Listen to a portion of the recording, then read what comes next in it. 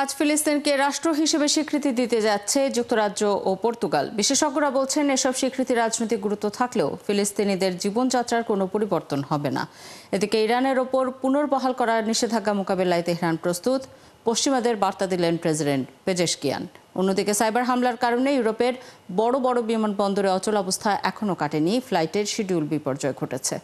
অভিবাসন বিরোধী বিক্ষোভে উত্তাল নেদারল্যান্ডস, ব্যাপক সহিংসতা, আটক অন্তত ৩০ জন, জানাবো সেই খবরও। বিশ্বের নানা প্রান্তের এমন নানা রকম সব খবর নিয়ে বিশ্বযোগের আজকের আয়োজনে স্বাগত জানাচ্ছি আমি আফসানা শাওন।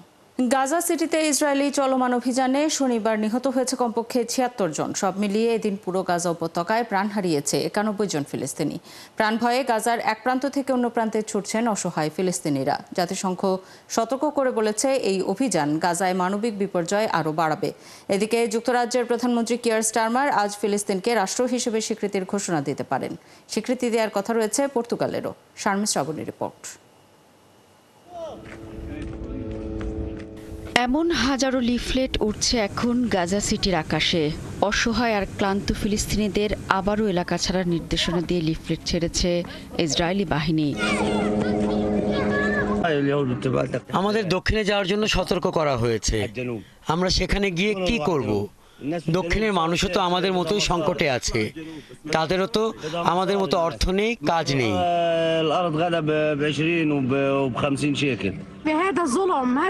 আল্লাহর শপথ নিয়ে বলছি, ইসরায়েল মিথ্যা কথা বলছে। এখানে কোনো নিরাপদ জায়গা নেই। কেন তারা আমাদেরকে দক্ষিণে যেতে বলছে? আমাদের দেখার মতো কেউ নেই, একমাত্র আল্লাহ আমাদের রক্ষা করতে পারেন।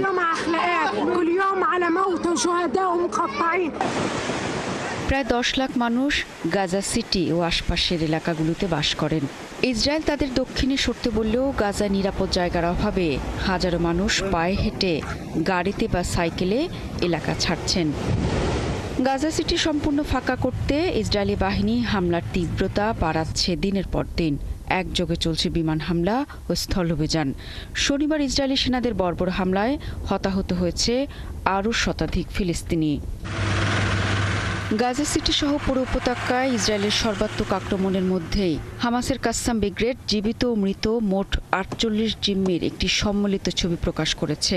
গোষ্ঠীটি বলেছে, গাজা শহরে ইসরায়েলের চলমান সামরিক অভিযানের কারণে এই বন্দীদের জীবন ঝুঁকিতে রয়েছে।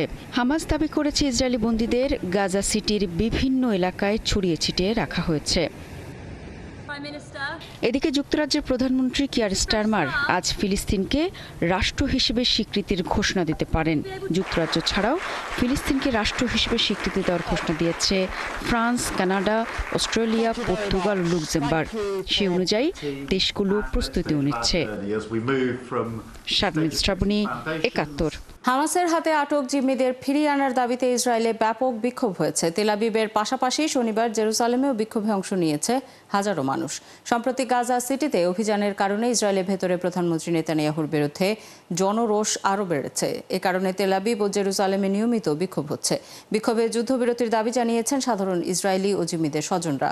পরিবারের দাবি, নতুন এই অভিযানের কারণে বেঁচে থাকা জিম্মিদের জীবন হুমকির মুখে পড়েছে। বিক্ষোভে অংশ নিয়ে ইসরায়েলিরা জিম্মিদের মুক্তি নিশ্চিত করতে সরাসরি মার্কিন প্রেসিডেন্ট ডোনাল্ড ট্রাম্পের হস্তক্ষেপ চেয়েছেন। ২০২৩ সালের অক্টোবরে হামাস ইসরায়েলে হামলা চালিয়ে ২৫১ জনকে জিম্মি করে গাজায় নিয়ে যায়।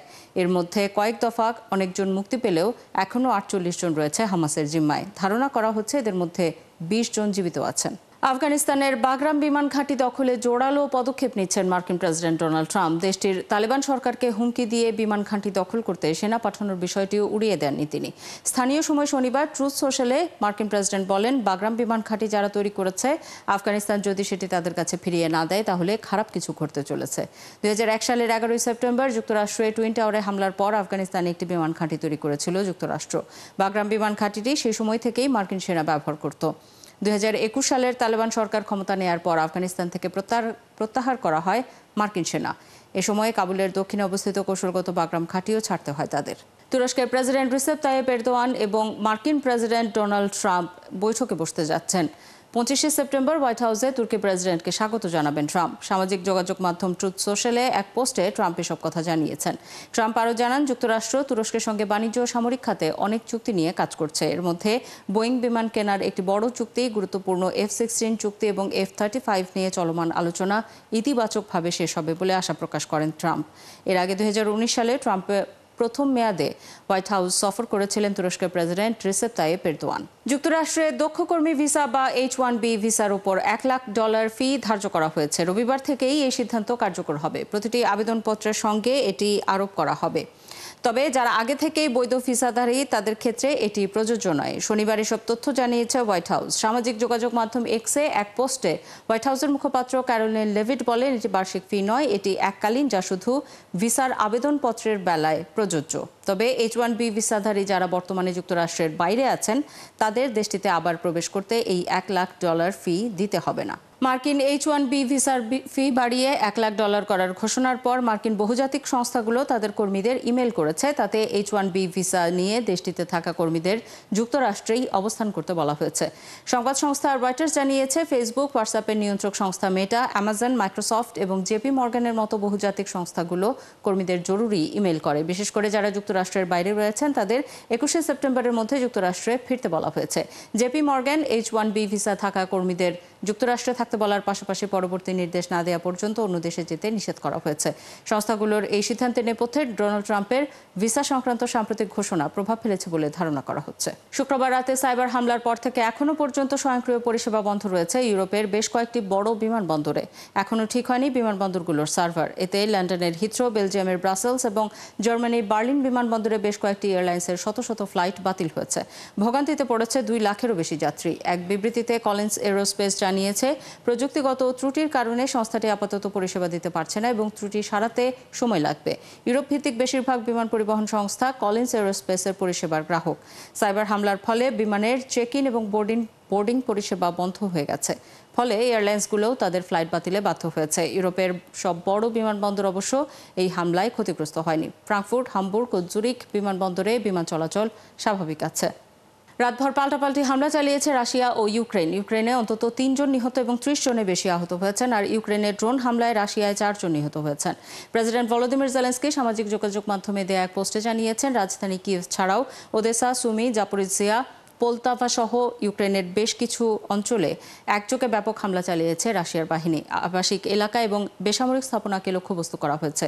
ইউক্রেনের বিমান বাহিনী জানিয়েছে, রাশিয়া 619টি ক্ষেপণাস্ত্র ও ড্রোন দিয়ে হামলা করেছে। এদিকে রাশিয়া কর্তৃপক্ষ জানিয়েছে, দেশটির সামারা অঞ্চলের ইউক্রেনের ড্রোন হামলায় 4 জন নিহত হয়েছেন। কিয়েভ বলছে, সেখানে রাশিয়ার উল্লেখযোগ্য একটি তেল পরিশোধন কেন্দ্রে হামলা চালিয়েছে তারা। বন্যা নিয়ন্ত্রণ প্রকল্পে দুর্নীতি ফাঁস হবার পর চাপে পড়েছে ফিলিপাইনের সরকার। দুর্নীতির সঙ্গে জড়িতদের বিচারের দাবিতে বিক্ষোভে নেমেছে হাজারো মানুষ। রাজধানী ম্যানিলার পাবলিক পার্কে জড়ো হয়েছে হাজার মানুষ। সংবাদ মাধ্যম গামা নেটওয়ার্ক জানিয়েছে, বন্যা নিয়ন্ত্রণের জন্য বিশাল প্রকল্প হাতে নেওয়া হলেও সেগুলোর অর্থ লুটপাট করা হয়েছে। রাজধানী ম্যানিলার বিক্ষোভে অংশ নিয়েছে শিক্ষার্থী এবং বিভিন্ন অ্যাক্টিভিস্ট গ্রুপ। আরেকটি বিক্ষোভ হয়েছে EDSA পিপল পাওয়ার মনুমেন্টে। সেখানেও অংশ নিয়েছে হাজার মানুষ। এই বিক্ষোভের নেতৃত্ব দিয়েছেন ধর্মীয় নেতারা। তাদের সঙ্গে যোগ দিয়েছেন বিভিন্ন নাগরিক সমাজ ও তরুণ সংগঠন। রাজধানী ম্যানিলার পাশাপাশি অন্যান্য বড় শহরেও হচ্ছে বিক্ষোভ। সতর্কতা হিসেবে দেশজুড়ে 50,000 পুলিশ মোতায়েন করেছে সরকার।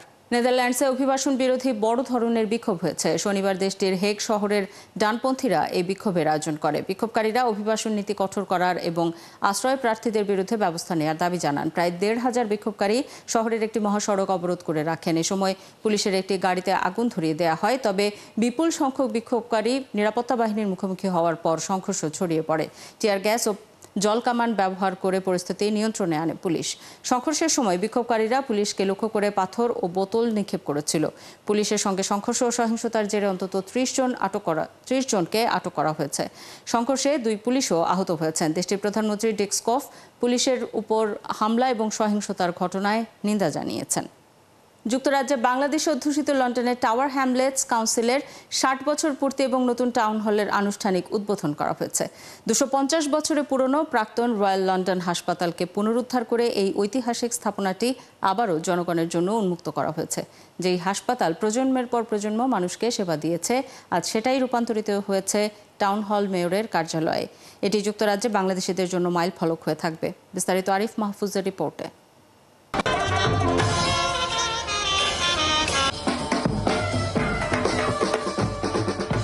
যুক্তরাজ্যে বাংলাদেশিদের সবচেয়ে বড় আবাসস্থল লন্ডনের টাওয়ার হ্যামলেটস কাউন্সিল।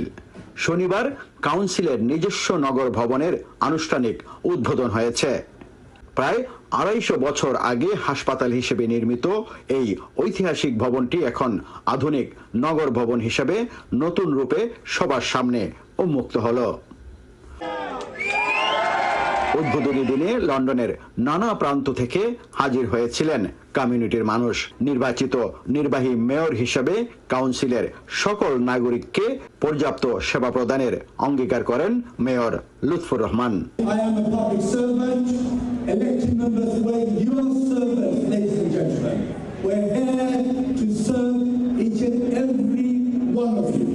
যুক্তরাজ্যে ধর্ম, বর্ণ, জাতির ভেদাভেদ নেই উল্লেখ করে সবাই একসাথে বসবাস করার প্রত্যয় ব্যক্ত করেন মেয়র লুৎফুর।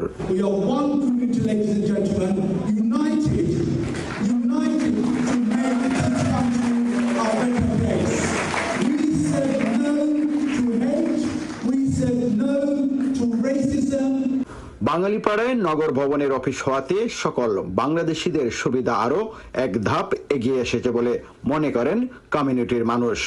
তো মিক্স কমিউনিটির একটা জায়গা, তো এটা একটা খুব ভালো একটা উদ্যোগ তাদের জন্য। এরকম মেইন একটা জায়গাতে লুৎফুর রহমান ভাই আজকে যে ওপেন করছে এবং ওনার যে ভূমিকা, এটা আমাদের টোটাল টাওয়ার হ্যামলেটবাসীর জন্য অত্যন্ত গুরুত্বপূর্ণ।